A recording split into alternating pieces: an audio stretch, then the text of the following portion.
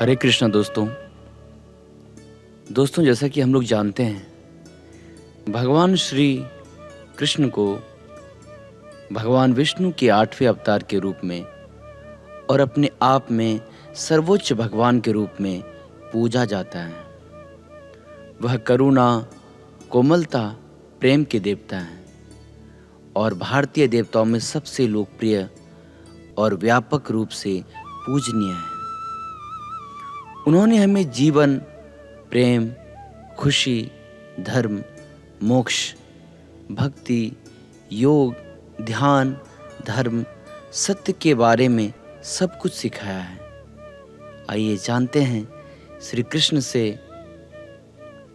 कृष्ण के श्री मुख से निकले कुछ अनमोल वचन। वह सब कुछ करो जो तुम्हें करना है, लेकिन लालच से नहीं, अहंकार से नहीं, वासना से नहीं, ईर्ष्या से नहीं, बल्कि प्रेम, करुणा, नम्रता और भक्ति के साथ।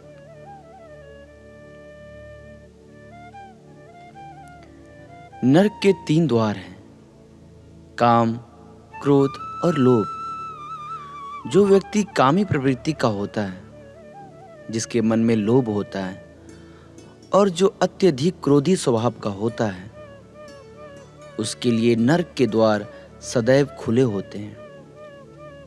अर्थात ऐसे व्यक्ति को तो सिर्फ नरक में ही जगह मिलती है। मैं ही सृष्टि का आदि, मध्य और अंत हूँ।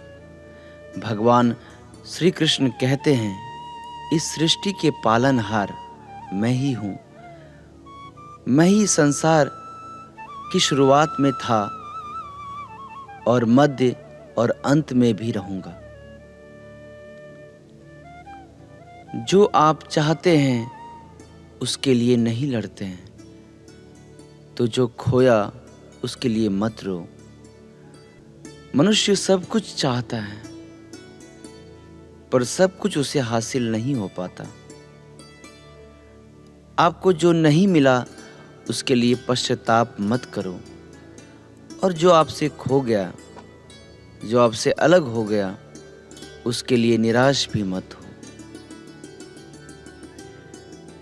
मैं सभी प्राणियों के हृदय में स्थित आत्मा हूँ।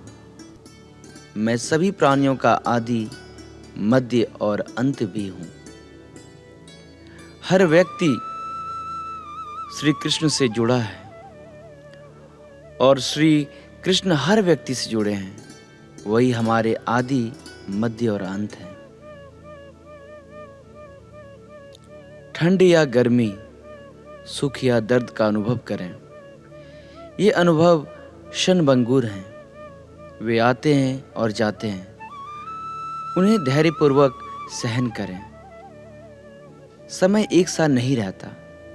आज दुख है तो कल सुख भी आएंगे, और सुख के बाद दुख भी आना स्वाभाविक है। आपको पूरे धैर्य और श्री कृष्ण पर विश्वास के साथ अपने जीवन निर्वाह करनी चाहिए। सत्य कभी नष्ट नहीं हो सकता। अच्छा करने से नहीं डरना चाहिए। लोग अक्सर सच कहने से बचते हैं या डरते हैं, पर सत्य कभी छुप नहीं सकता और ना ही कभी मिट सकता है। कितना भी छुपा लें, पर सच तो उजागर हो ही जाएगा। इसलिए जो बात सच पर आधारित हो, उसे कहने या करने और मानने से कभी नहीं डरना चाहिए। इस शरीर का मोह मत करो। यह तो माटी है, माटी में मिल जाएगा। अमर तो आत्मा है, जो परमात्मा में मिल जाएगी। लोग अपने शरीर को सुंदर बनाने में लगे रहते हैं, पर आत्मा की सुंदरता शरीर की सुंदरता से कहीं ज्यादा महत्वपूर्ण है। शरीर तो नश्वर है, मिट्टी ही तो है, मिट्टी में मिल जाता है, पर आत्मा अमर है। इसलिए आत्मा की सुंदरता पर ध्यान दो। आत्मा की सुंदरता आपको श्री कृष्ण में लीन करने में मिलती है। जो हुआ अच्छा हुआ। जो होता है अच्छे के लिए होता है।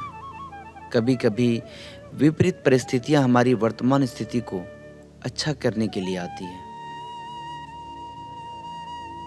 मन चंचल है, इसे और संयमित करना कठिन है, लेकिन यह अभ्यास से वश में हो जाता है।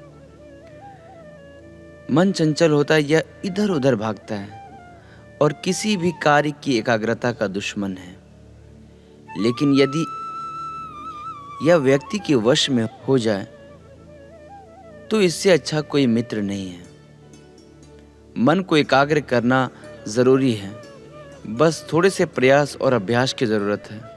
मेरे लिए ना कोई घृणित है और ना ही कोई प्रिय, ना कोई निर्धन है और ना ही कोई धनी।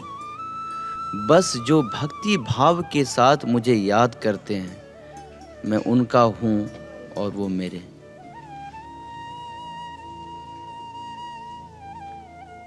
श्री कृष्ण उन्हीं के हैं जो श्री कृष्ण के हैं। भगवान तो बस प्रेम भक्ति के भूखे हैं। जो भी उन्हें भक्ति में ही लीन मिलता है, जो भी प्रेम से उन्हें याद करते हैं, वो सदैव उसका कल्याण करते हैं। मैं हमेशा तुम्हारे साथ और तुम्हारे आसपास रहता हूं, चाहे तुम कुछ भी कर रहे हो। जब भी आप कोई बुरा कार्य करते हैं या अच्छा कार्य करते हैं, आपको लगता है कि कोई देख नहीं रहा है, तो यहाँ श्री कृष्ण कहते हैं, तुम जो कुछ भी कर रहे हो, मेरी दृष्टि सदैव तुम पर है। इसलिए आप यह मत समझो कि आप अकेले हैं, आपके साथ श्री कृष्ण सदैव हैं। जो कुछ हुआ अच्छे के लिए हुआ, जो हो रहा है अच्छे के लिए हो रहा है, और जो होगा वह भी अच्छे के लिए ही होगा। जो कुछ हुआ अच्छे के लिए ही हुआ है, जो हो रहा है अच्छे के लिए हो रहा है, और जो होगा वह भी अच्छे के लिए ही होगा। तो सकारात्मक रहो और अपना कर्म करो। आप वही हैं जिसमें आप विश्वास करते हैं। आप वह बन जाते हैं जो आप मानते हैं कि आप बन सकते हैं। हमारी सफलता और असफलता इस बात पर निर्भर करती है कि हम खुद पर कितना विश्वास करते हैं। व्यक्ति जो चाहे बन सकता है, यदि पूरे विश्वास के साथ अपने लक्ष्य पर लगातार चलता रहे। जिस इंसान के चारों तरफ नकारात्मक लोग रहते हैं, उस इंसान का मंजिल से भटकना तय है। श्री कृष्ण कहते हैं, मन के हारे हार है और मन के जीते जीत। जिस प्रकार सकारात्मक विचारों से सफलता मिलती है, उसी प्रकार नकारात्मक विचार असफलता के मार्ग की ओर अग्रसर करते हैं।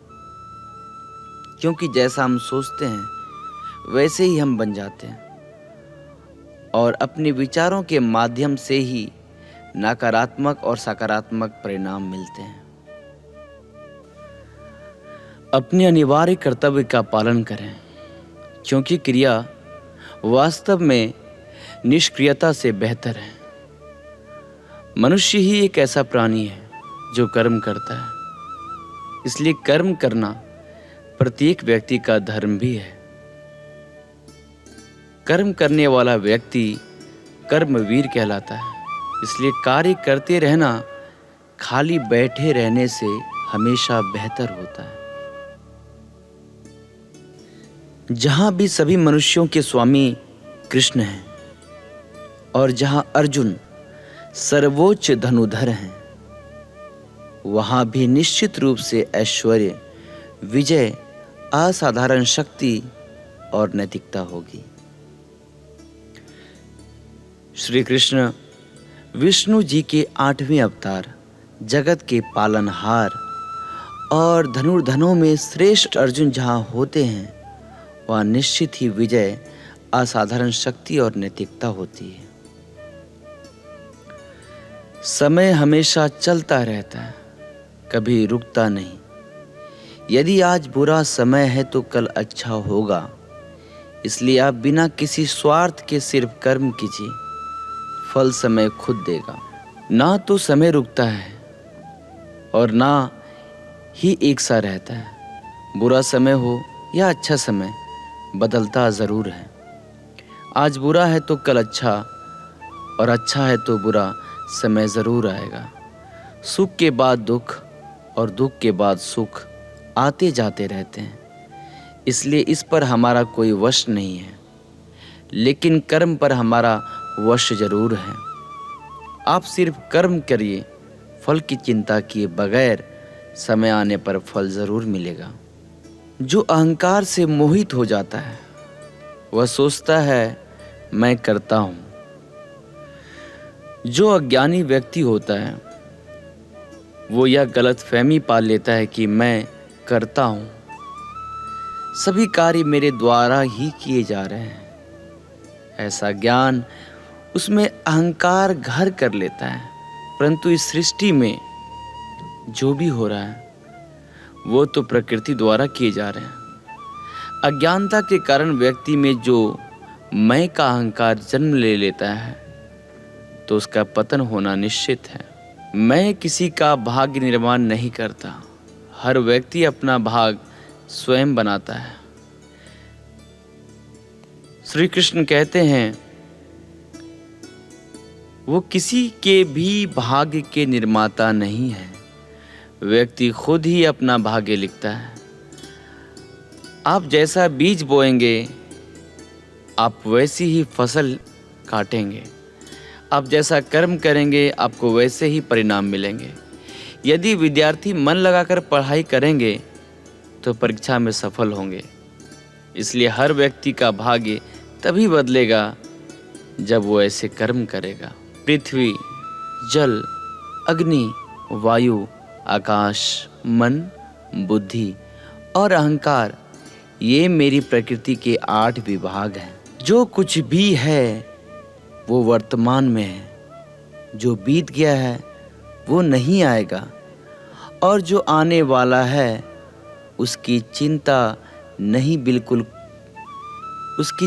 नहीं बल्कि खुले हाथों से उसका स्वागत करें। भ्रम और संदेह से परे हैं। जब आप भगवान से प्यार करते हैं तो आप हर चीज से प्यार करते हैं। मन उन लोगों के लिए दुश्मन की तरह काम करता है जो इसे नियंत्रित नहीं करते, और जिसने अपने मन को जीत लिया है उसके लिए मन सबसे अच्छा मित्र है। क्रोध में इंसान भ्रमित हो जाता है और भ्रम से बुद्धि व्यग्र यानी कि डिस्टर्ब हो जाती है, और अपने गलत फैसले के चलते उसका पतन शुरू हो जाता है। जो कर्म में अकर्म देखता है और अकर्म में कर्म देखता है वह मनुष्यों में बुद्धिमान होता है। आप केवल कर्म के हकदार हैं, उसके फल के कभी नहीं। मनुष्य अपने विश्वास से निर्मित होता है, जैसा वह मानता है वैसा ही वह है। आत्मा विनाश से परे है, कोई भी उस आत्मा का अंत नहीं कर सकता जो अनंत है।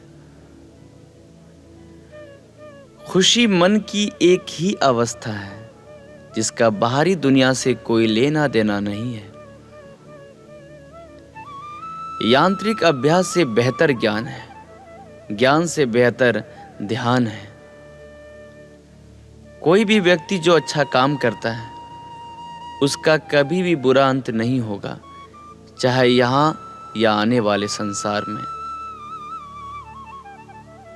अपने भीतर पीछे मुड़कर मैं बार बार रचना करता हूं। जिसके मन और आत्मा में सामंजस्य है, जो इच्छा और क्रोध से मुक्त है, जो अपनी आत्मा को जानते हैं उनके साथ ईश्वर की शांति है। हम वही देखते हैं जो हम हैं और हम वही हैं जो हम देखते हैं।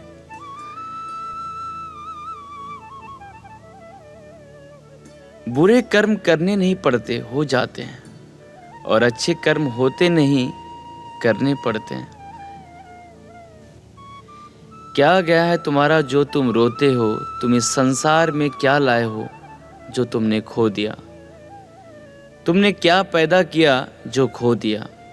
क्योंकि तुमने जो भी लिया यहीं से तो लिया है, और जो भी दिया यहीं पर दिया है। आज जिसे तुम अपना कह रहे हो कल किसी और का था और परसों किसी और का होगा, फिर क्यों रोते हो? परिवर्तन ही संसार का नियम है। यह प्रकृति है जो सभी गतियों का कारण बनती है। अहंकार से मोहित मूर्ख उस धारणा को धारण करता है जो कहती है मैंने किया। गर्मी और ठंड, सुख और दर्द की भावना इंद्रियों के अपनी वस्तुओं के संपर्क के कारण होती है। वे आते हैं और चले जाते हैं चिरकाल तक। आपको उन्हें स्वीकार करना चाहिए। पूर्ण लगन के साथ अपना कार्य करो, लेकिन उसके फल की इच्छा मत करो, क्योंकि जब आप फल की इच्छा करते हैं तब कहीं न कहीं आप अपने कार्य में पूर्ण रूप से समर्पित नहीं हो पाते। गति के लिए चरणों पर ध्यान देना आवश्यक है, किंतु प्रगति के लिए सदैव आचरण पर ही ध्यान देना चाहिए। प्रकृति द्वारा निर्धारित कर्तव्य का पालन करते हुए व्यक्ति ने कोई पाप नहीं किया है। जिसका मन उसके वश में नहीं है, उसके लिए उसका मन शत्रु के समान है। वो मूर्ख है जो प्रेम को बकवास कहते हैं। प्रेम इस दुनिया की जड़ है जिससे दुनिया बनी है। अपनी इच्छा की शक्ति से अपने आप को नया आकार दें। अपने आप को कभी भी स्व इच्छा से नीचा ना होने दें। बुद्धिमान अपनी चेतना को एकीकृत करते हैं और कर्म के फल के प्रति आसक्ति को त्याग देते हैं। मनुष्य अपने विश्वास से निर्मित होता है। जैसा वो विश्वास करता है वैसा वो बन जाता है। कर्म का वास्तविक लक्ष्य आत्मा का ज्ञान है। हम जो कुछ भी हैं वो हमने जो सोचा है उसका परिणाम है। हम अपने विचारों से बने हैं। हम अपने विचारों से ढाले जाते हैं। ऐसा कोई समय नहीं था जब मैं नहीं था। ना आप, ना ही इनमें से कोई राजा, ना ही कोई भविष्य है जिससे हम नहीं रहेंगे, जिसमें हम नहीं रहेंगे। अपरिपक्व लोग सोचते हैं कि ज्ञान और क्रिया अलग अलग है, लेकिन बुद्धिमान उन्हें एक ही मानते हैं। हरे कृष्ण कृष्ण कृष्ण हरे हरे, हरे राम राम राम हरे हरे। तो सभी प्रियजनों को मेरा नमस्कार। तो दोस्तों आइए आज जानते हैं श्री कृष्ण जी की 16 कलाएं। यदि एक भी कलाएं आपने सीख लिया तो आप अपने जीवन में कमाल कर सकते हैं। तो पहली कला है श्री संपदा। इसका तात्पर्य है कि जिसके पास भी श्री कला या संपदा होगी वह धनी होगा। धनी होने का अर्थ सिर्फ पैसा व पूंजी जोड़ने से नहीं है, बल्कि मन वचन कर्म से धनी होना चाहिए। ऐसा व्यक्ति जिसके पास यदि कोई आस लेकर आता है तो वह उसे निराश नहीं लौटने देता। श्री संपदा युक्त व्यक्ति के पास माँ लक्ष्मी का अस्थायी निवास होता है।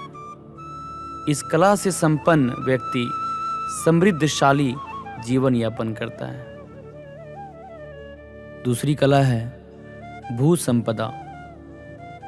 इसका अभिप्राय है कि इस कला से युक्त व्यक्ति बड़े भूभाग का स्वामी हो या किसी बड़े भूभाग पर अधिपत्य अर्थात राज करने की क्षमता रखता हो।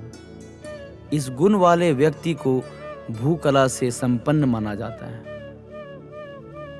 तीसरी कला जो है वो है कीर्ति संपदा। कीर्ति अर्थात ख्याति जो विश्व प्रसिद्ध हो, लोगों के बीच काफी लोकप्रिय, विश्वसनीय माना जाता है और जन कल्याण कार्यों में पहल करने में हमेशा आगे रहता हो।